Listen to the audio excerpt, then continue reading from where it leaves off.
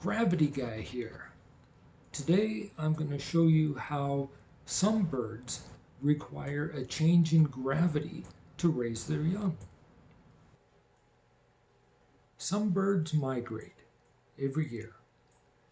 That is to keep their food source consistent all year long. Why don't they just stay there all year long? The reason is they need the change in gravity for their reproductive organs to work proper. It's bred into them. It's not something they think about.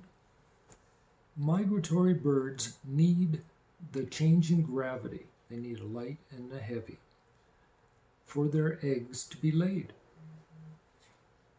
It's like there's a switch inside of them that needs to be turned off and then on again for them to raise their families. If they miss their migration, they cannot lay eggs. Here's a fun fact. The bar-tailed godwit makes a migratory journey non-stop from Alaska to New Zealand in 9 to 10 days. Well, I've got one too. Hummingbirds are so smart, they hitch a ride on the back of a goose to migrate. Candy, do you have any questions from the followers this week? Why, yes, I do. Warren asks, is heavy air caused by gravity?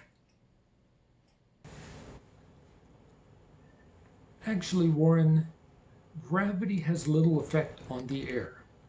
The chemical makeup of air is mostly oxygen and hydrogen, H2O2. The chemical makeup of water is H2O. Therefore, water is lighter than air. It's true. How do you think all those clouds made up of water float in the air? Thank you for watching my explanation of how bird migration is connected to gravity. Once again, proving my theory of gravity is correct. And now, a thank you to our sponsor, Bearcat Games. At Bearcat Games, we're all about family fun.